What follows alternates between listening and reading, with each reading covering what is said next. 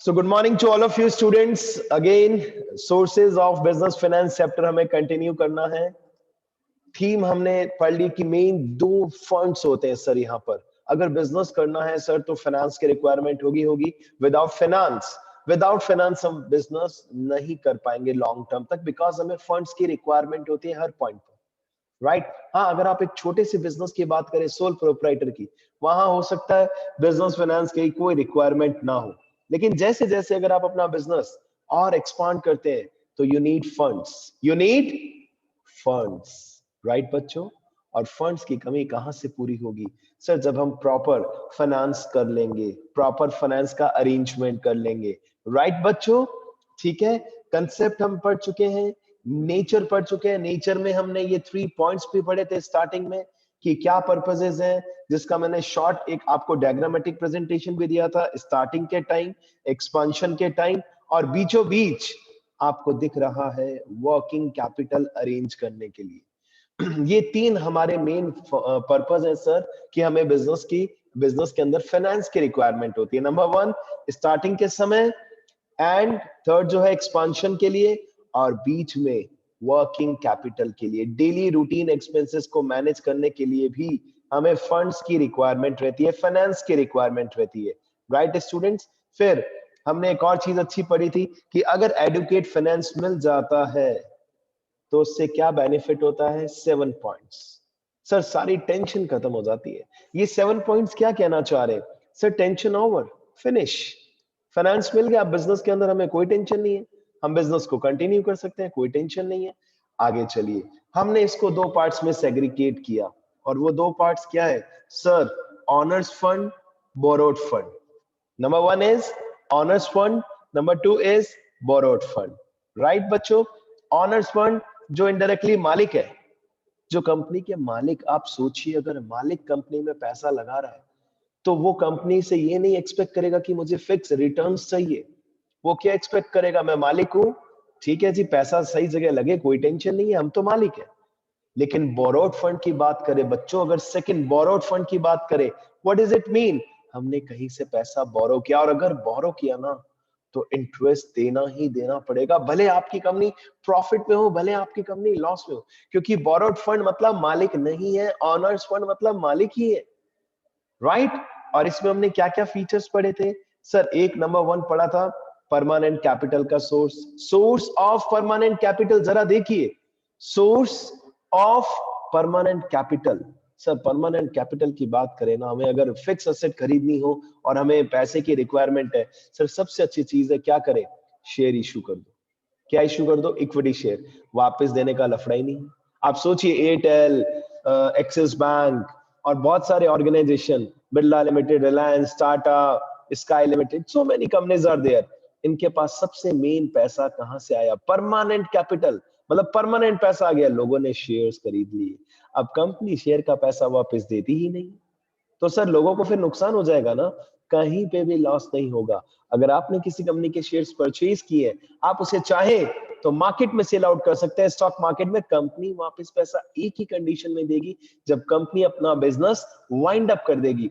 और as per the going concern concept, a fair business remains continue for a very long term period. तो कल हमने ये पढ़ा था मेन फीचर्स, जिसमें नंबर 1 था sources of permanent capital, provision of risk capital, then no security required. बिल्कुल sir, इसमें सिक्योरिटी की रिक्वायरमेंट ही नहीं है. हम अपने ब्रांड इमेज के हिसाब से आपसे उम्मीद कर रहे हैं कि हम अपने नए कंपनी के शेयर इशू करना चाहते हैं. अगर आप इंटरेस्टेड है तो शेयर्स खरीद लीजिए, पैसे दीजिए, हम आपको सर्टिफिकेट देंगे. देखिए इसके अंदर लिखा भी है, no security has to be offered against owners capital. कुछ सिक्योरिटी नहीं देंगे. अब इट मींस अगर आपको ट्रस्ट है तो आप मेरी कंपनी के शेयर्स लीजिए, नहीं है प्लीज मत लीजिए, साइड हो जाइए, कोई टेंशन नहीं. जिसको ट्रस्ट है वो खरीदे. चेक कीजिए, मैंने अभी आपको बताया था, अभी रिसेंट मार्केट में चल रहा है एक नई कंपनी का आईपीओ आ रहा है. आपको पता होना चाहिए बेटा, कॉमर्स के स्टूडेंट्स हैं, नया आईपीओ आ रहा है, और बहुत ही इंटरेस्टिंग उस कंपनी की स्टोरी है. पहले वो वेक्टर्स वाला आ रहा था, उसके बाद एक और अभी नया आया है. आप चेक करना, वेक्टर्स या क्रीमी का कंपनी. अब जो आया वो आप चेक करना, आप नेट पे लिखेंगे न्यू आईपीओ इन इंडिया, आपको दिख जाएगा. मतलब एक नई कंपनी अपना आईपीओ लॉन्च कर रही है फर्स्ट टाइम, क्या बदले में सिक्योरिटी देगी बच्चों? नहीं सर, ये ऑनर्स फंड का पार्ट है। हम लोगों को कह रहे हैं अगर आप शेयर्स खरीदते हैं तो आप हमारी कंपनी के क्या कंसीडर किए जाएंगे? मालिक। और मालिक को क्या ब्याज देना? मालिक को क्या देंगे हद से हद हम? सर मालिक को हम देंगे मैक्स टू मैक्स डिविडेंड। क्या देंगे बच्चों मालिक को? सर डिविडेंड देंगे।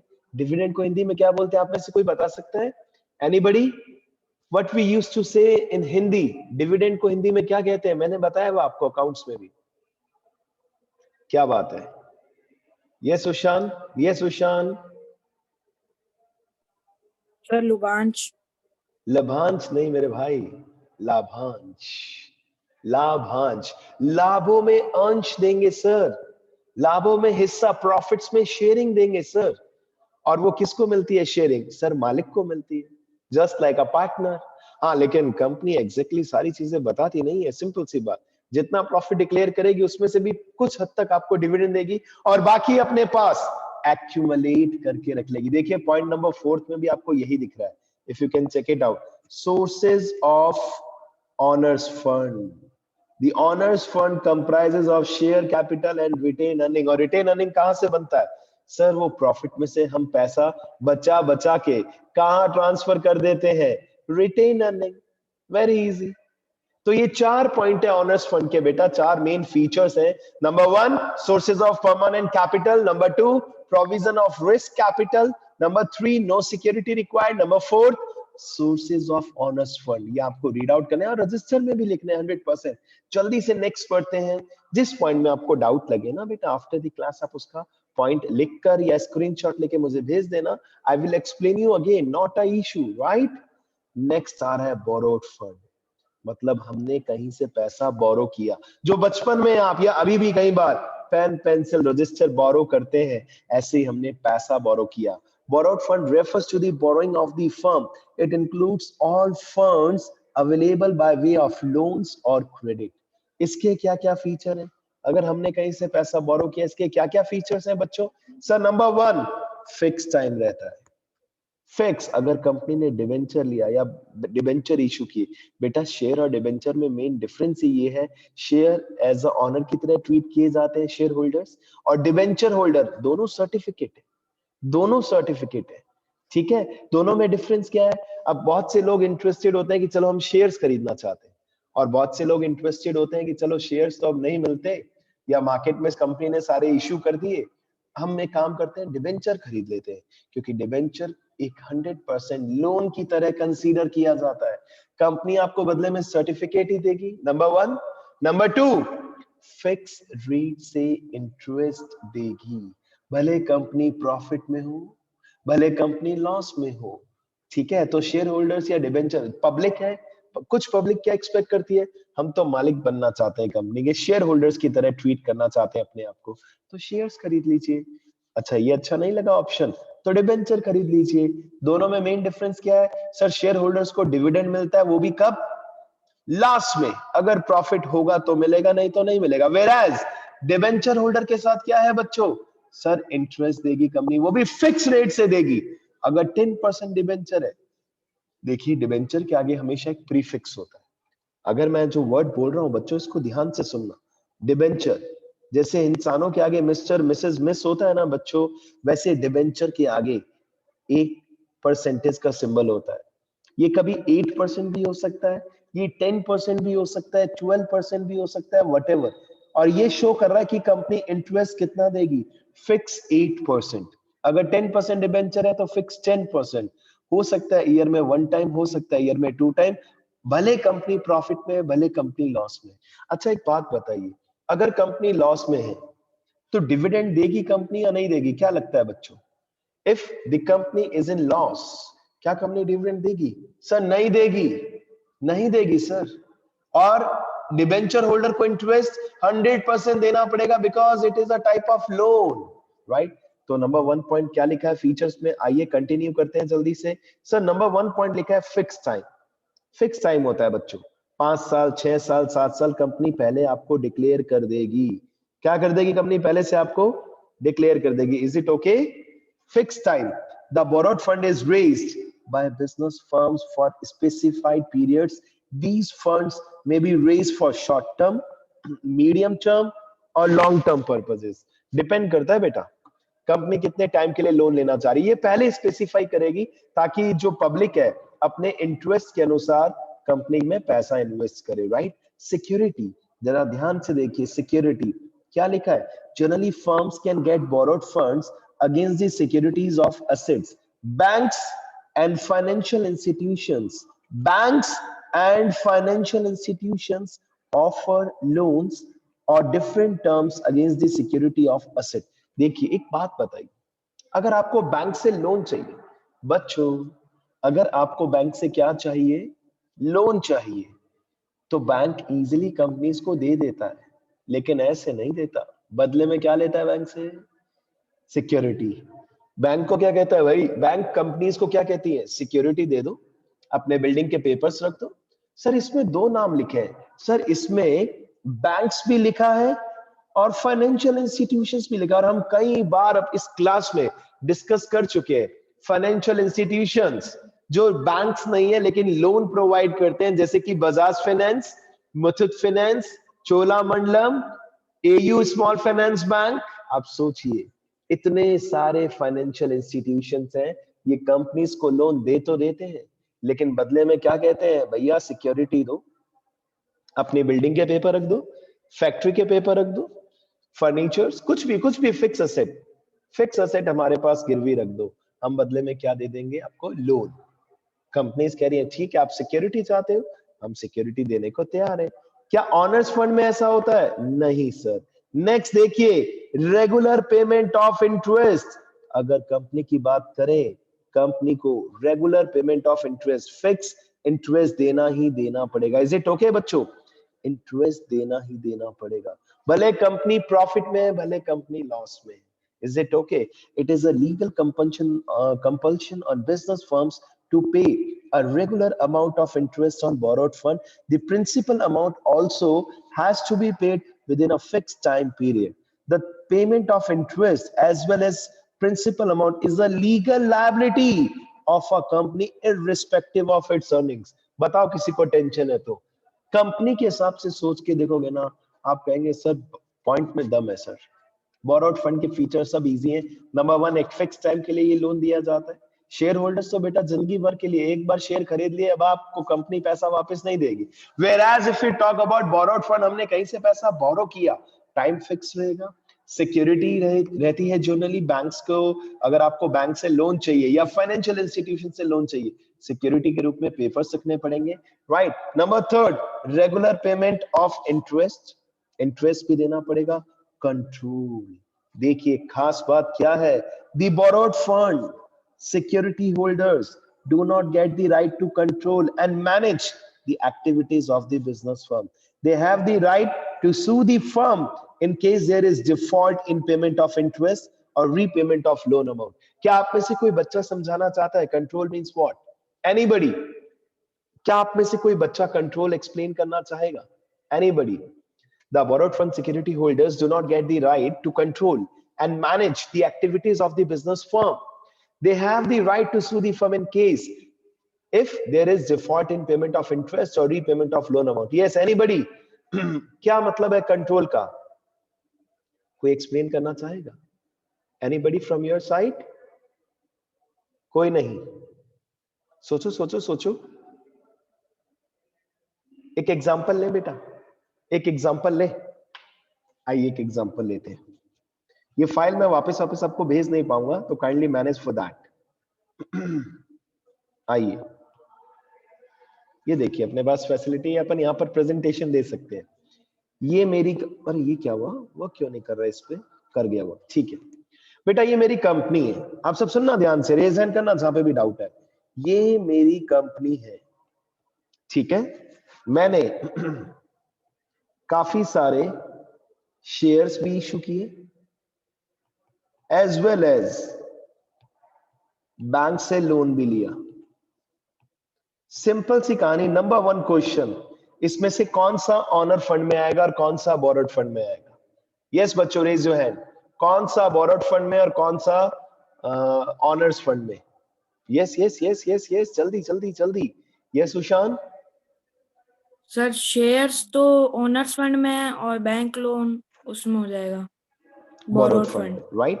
तो कितना सही आंसर दिया पहला क्वेश्चन। अभी और क्वेश्चंस पे आते हैं, डोंट वरी डोंट वरी, ठीक है। यस बेटा, नेक्स्ट क्वेश्चन के लिए रेडी हो जाइए।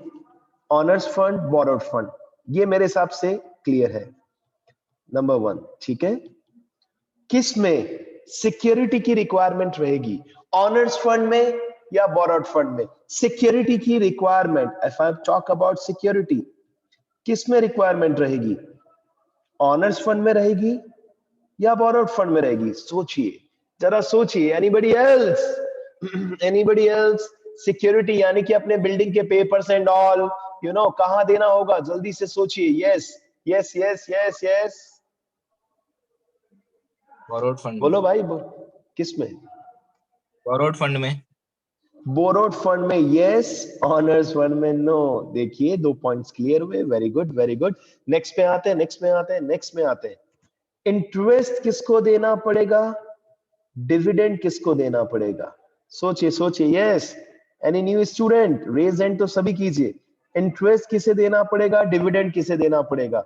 ये एक बड़ा क्वेश्चन अराइज हो रहा है, जरा सोचिए। Yes yes yes yes yes yes गर्व, इंटरेस्ट किसे और डिविडेंड किसे? सर डिविडेंड शेयर होल्डर्स को और इंटरेस्ट बैंक लोन वालों को सर।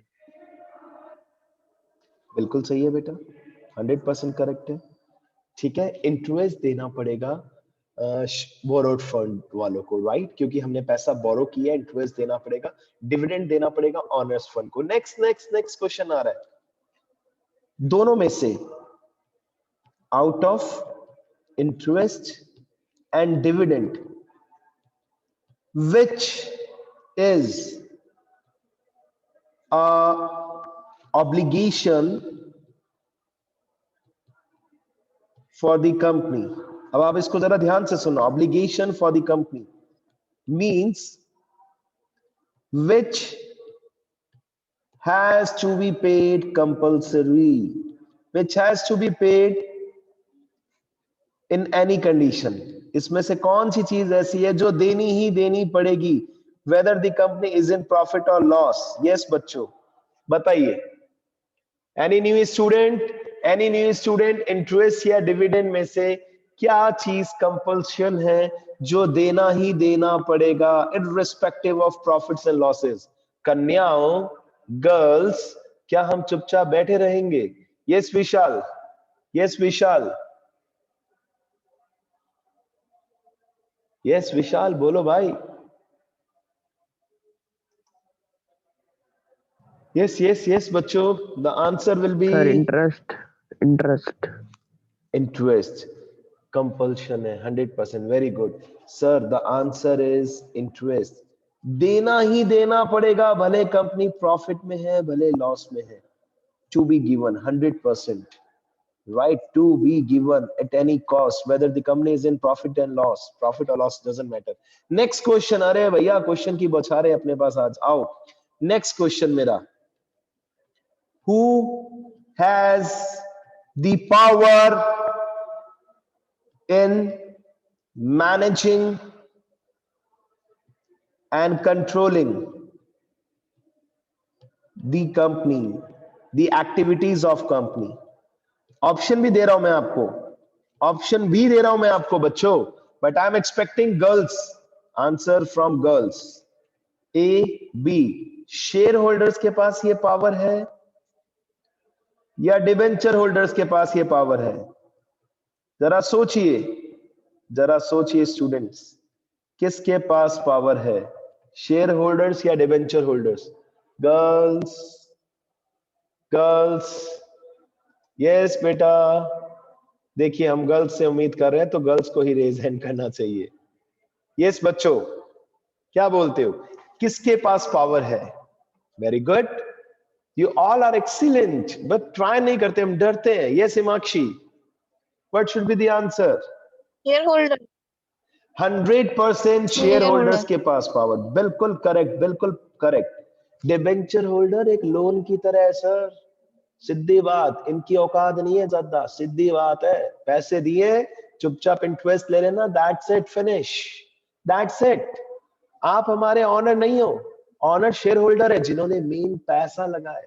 तभी तो गवर्नमेंट कंपनी में आपने क्या रूल्स पढ़े थे, 51% शेयर्स कंपनी गवर्नमेंट खुद खरीदती है और क्या डिक्लेयर हो जाता है कि ये गवर्नमेंट कंपनी। आप जरा सोचिए, आप किसी भी कंपनी में चेक कर लेना, किसी एक सिंगल इंसान के पास apart from board of directors and all, अगर आप में से किसी के भी पास 51% शेयर आपको नहीं मिलेंगे, क्योंकि 51% का मतलब है अब जो आपने डिसीजन ले लिया वो अप्लाई करना पड़ेगा।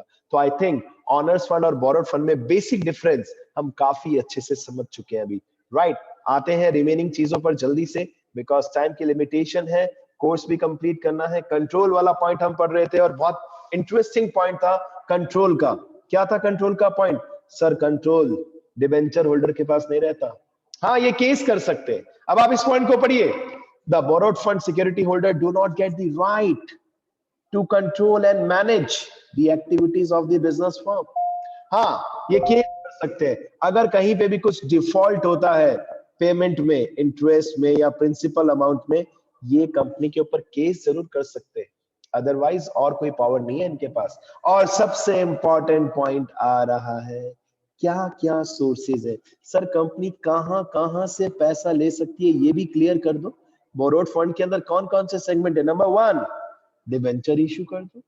Number 2 loan from commercial bank. देखिए नाम से ही क्लियर हो रहा है कॉमर्शियल बैंक्स, जिनका मेन पर्पस क्या है? लोन्स और बिजनेस एक्टिविटीज को प्रमोट करना, बिजनेस को हेल्प करना, बहुत सारी बिजनेस इंडस्ट्रीज को, right. Loan from financial institutions, Cholamandalam, AU small finance bank, ठीक है। पब्लिक डिपॉजिट, बेटा डिबेंचर का छोटा भाई है पब्लिक डिपॉजिट। पेट नहीं भरा कंपनी का, डिबेंचर इशू कर दिए, और पैसे चाहिए और पैसे चाहिए, लोगों को कह रहे भैया बैंक में एफडी कराते हो ना, फिक्स डिपॉजिट, ऐसे कंपनी में पब्लिक डिपॉजिट करा दो। प्रॉमिस है, कमिटमेंट है, हर साल फिक्स रेट से इंटरेस्ट देंगे, एज वेल एज एक फिक्स टाइम पीरियड के बाद आपका पैसा रिटर्न भी कर देंगे, राइट बच्चों? ठीक है, आगे चलिए। Inter corporate deposits, trade credit etcetera, ये सब आप पढ़ने वाले हैं, डोंट वरी, ये सब आप पढ़ने वाले हैं। एक एक पॉइंट आप पढ़ेंगे। पब्लिक डिपॉजिट क्या होता है ये भी डिटेल में पढ़ेंगे, डिबेंचर क्या होता है ये भी आप डिटेल में पढ़ेंगे, शेयर डिबेंचर में डिफरेंस भी इस चैप्टर में आप पढ़ेंगे, शेयर्स 2 टाइप के होते हैं वो भी आप इस चैप्टर में पढ़ेंगे, काफी चीजें पढ़ेंगे और ये इंटरेस्टिंग है। अगर रियल लाइफ में अगर आपको अपना बिजनेस स्टार्ट करना है तो भी काम आएगा ये, राइट। अब मेन चीज आ रही है डिफरेंस। तो डिफरेंस 100% किसका टास्क बनता है? सर हमारा स्टूडेंट्स का। डिफरेंस पढ़ना, मीनिंग, टाइम पीरियड, सिक्योरिटी। देखिए no security is required generally. अगर आप बोरोड फंड की बात करें तो आपको सिक्योरिटी देना पड़ेगा अगर बैंक से लोन ले रहे हैं तो, right. Control, sir honours fund का पूरा कंट्रोल होता है लेकिन इनका कोई कंट्रोल नहीं होता, they do not get any control. Interest मिल रहा है ना, आपने तो लोन दिया तो हम आपको क्यों पावर देंगे, आपके पास कोई पावर नहीं है।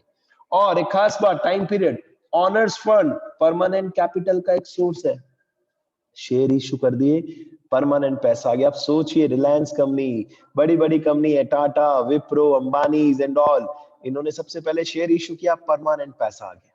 वो पैसा वापस थोड़ी ना देंगे, बिल्कुल नहीं देंगे।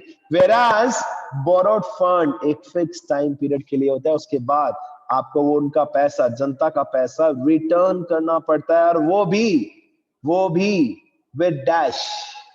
डैश बोले तो, डैश बोले तो, आइए अनम्यूट करते हैं सबको। डैश बोले तो, यस कौन बता रहे हैं अनम्यूट करके जल्दी से। बोरोड फंड के अंदर interest, yes sir 100% with interest, perfect, एकदम सही। नेक्स्ट, सोर्सेज क्या क्या है ये हम डिटेल में पढ़ने वाले ही हैं। शेयर इशू कर सकते हैं, रिटेन अर्निंग के थ्रू पैसा ले सकते हैं, जीडीआर, एडीआर, आईडीआर, पढ़ेंगे डिटेल में, डोंट वरी, इसकी चिंता मत कीजिए आप, राइट। और बोरोड फंड के अंदर सोर्सेज क्या है? सबसे मेन डिबेंचर। आप जो सबसे मेन 12th में पढ़ेंगे इन दोनों में से, वो क्या पढ़ेंगे बेटा? Shares and debentures. ज्यादा नहीं, 12th अकाउंट्स में इसके 3 चैप्टर्स हैं, ठीक है, एक शेयर का और 2 छोटे भाई हैं डिबेंचर्स के, ठीक है बेटा। मैंने आपको बताया वैसे भी कई बार, 12th में 8 चैप्टर्स, 12th में चैप्टर्स बहुत कम है। 11th में 21 प्लस चैप्टर है अकाउंट्स में, और 12th में बहुत कम चैप्टर्स है, लेकिन एक चैप्टर में कई बार 100 क्वेश्चन, आपको 100 क्वेश्चंस दिखेंगे। इनफैक्ट एक चैप्टर है रेशियो एनालिसिस, वहां पर अराउंड 200 क्वेश्चन है अकाउंट्स में। कोई टेंशन नहीं, 6 महीने का कोर्स है 12th का, अगर बच्चा ढंग से पढ़ ले तो, ये एक पॉजिटिव बात है, ठीक है। और शेयर डिबेंचर पार्टनरशिप, इन तीनों को मिलाकर 8 चैप्टर्स कवर अप हो जाते हैं बेटा। ये मेन कोर्स रहता है वैसे 12th का। 80% सिलेबस शेयर डिबेंचर पार्टनरशिप में ही। आगे आइए, राइट टू रिटर्न, इनके पास कोई राइट नहीं है, शेयर होल्डर्स के पास कोई राइट नहीं है, मालिक है जी, मालिक है, सीधी बात है, डिविडेंड मिल सकता है और मालिक है आप। बोरोड फंड के पास क्या राइट है? रेगुलर रिटर्न, हर साल फिक्स रेट से इंटरेस्ट मिलेगा मिलेगा। बोरोड फंड के साथ क्या है? नो रिस्क, कोई रिस्क नहीं है। और ऑनर्स फंड के साथ क्या रिस्क है? सर जो पैसा लगा है वो डूब सकता है, सीधी सी बात है। आइए अब डिटेल में हम सब आपको डायग्रामेटिक प्रेजेंटेशन दे रहे हैं कि ऑनर्स फंड के अंदर आपको क्या क्या पढ़ना है।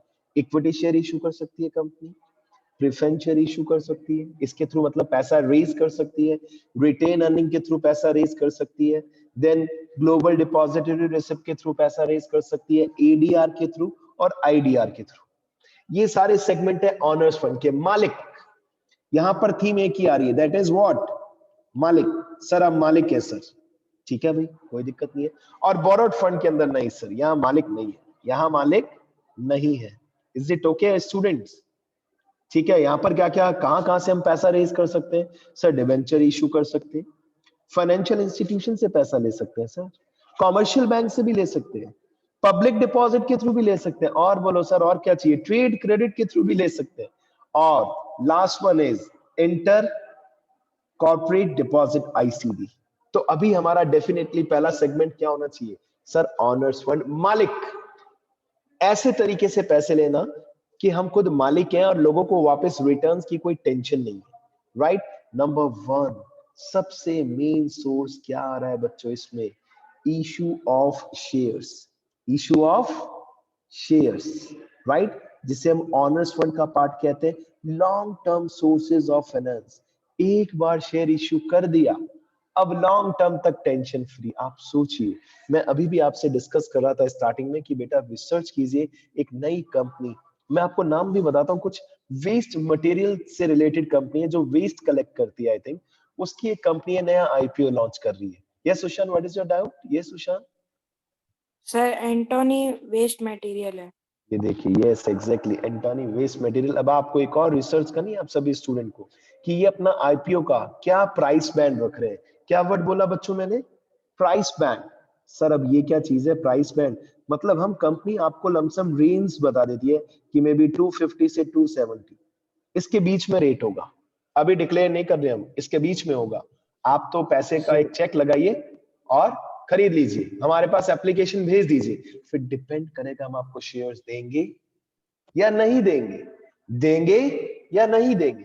और मिनिमम टू मिनिमम 50, 100 ऐसा एक लॉट होता है बेटा, उतने शेयर्स आपको खरीदने ही खरीदने पड़ते हैं।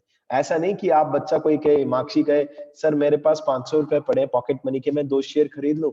नहीं बेटा नहीं, लॉट साइज होता है जैसे एक टोकरी, आप कह सकते हैं basket, bucket. Minimum to minimum उसमें कंपनी स्टार्टिंग में बता देती है 50 to 60 या 100, 200 कितने शेयर्स हम मिनिमम देंगे। आपको उसके मल्टीपल में कंपनी के पास चेक लगाना होता है, चेक सेंड करना होता है कोरियर के थ्रू, फिर कंपनी डिसाइड करेगी with in how many days. कोई बताएगा जल्दी से, with in how many days? 15 days. 120।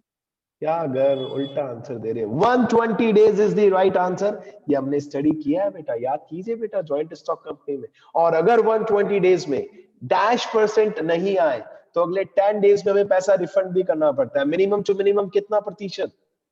बोलो बोलो। 90। 90%। जितने शेयर हम बेचना चाहते आईपीओ तो 15 days में ही खुलता है ना. क्या चीज बेटा? आईपीओ तो 15 days में ही खुलता है. अरे खुलता भले 15 डेज में, ओवरऑल टाइम पैसा देना लेना वगैरह जो भी, जो आपने थ्योरेटिकल रूल्स पिछले दिनों में पढ़े हैं बेटा, पिछले चैप्टर में, वो रूल्स तो यही थे। आप खुद बताओ बेटा, 120 डेज के अंदर अगर पैसा नहीं मिला पूरा। आईपीओ की बात कर रहा था सर. ठीक है, वो भी ठीक है, you are right, don't worry, बिल्कुल करेक्ट। ठीक है, तो लेकिन एक खास, वाला था. क्या चीज बेटा? यस बेटा। मिसेस बेक्टर का आईपीओ. हाँ बिल्कुल, वो तो एक बहुत अच्छा बता रहे थे कि क्रीमिका कंपनी की जो वो एंटरप्रेन्योर थी, फीमेल एंटरप्रेन्योर। 115 का स्टार्ट है सर लॉट उसका. सोचो, अब ये सभी बच्चों को नॉलेज रहनी चाहिए सच में। और इसके लिए कुछ नहीं है, यूट्यूब पे एक दो अच्छे जो स्टॉक मार्केट वाले बंदे हैं, उनसे आप उनका चैनल सब्सक्राइब कर लीजिए और आपको देखिए वंडरफुल नॉलेज मिलती रहेगी। अपडेटेड रहेंगे आप कि रिसेंट मार्केट में क्या चल रहा है कॉर्पोरेट वर्ल्ड में, ठीक है बच्चों, आईपीओ पता ही नहीं होता बच्चों को, आप कंपेयर करना और अपने फ्रेंड से पूछना, उनको नहीं पता होगा बहुत से बच्चों को आईपीओ क्या है, ये सब चीजें क्या है। तो थियोरिटिकल के साथ साथ प्रैक्टिकल नॉलेज भी लीजिए। आइए जल्दी से शेयर्स की बात करते हैं, लेकिन ये एक बात बताइए बच्चों, यहाँ पर एक वर्ड लिखा हुआ दिख रहा है, long term source of finance. इसका क्या मीनिंग है लॉन्ग टर्म सोर्स? कि सर एक बार शेयर इशू कर दिया, सपोज कंपनी के पास 300-400 करोड़ आ गए। अभी जो रिसेंट ये दो बच्चे बता रहे हैं, ये आई थिंक 300 या 400 करोड़ का शेयर्स है ओवरऑल। मतलब सोचो, Yes, sir. इसको भी छोटा माना जा रहा है बच्चों। 300 करोड़, मजाक है क्या? आपके पास 300 करोड़ आ जाए और आपको वापस भी नहीं देने। जस्ट इमेजिन 300 करोड़ से आप अपने बिजनेस को किस लेवल तक ले जा सकते हैं। अरे आप तो 1 करोड़ से भी ले जाओगे मेरे हिसाब से, 100 करोड़ से भी ले जाओगे, यहाँ तो 300 करोड़ की बात चल रही है। तो शेयर्स इशू करना एक सबसे अच्छा रास्ता है किसका? Long term source of finance. सबसे पहला और बेस्ट जो way of getting money from the public है, दैट इज शेयर इशू कर दो। लेकिन शेयर्स में भी दो टाइप्स हैं बच्चों, equity share and preference share.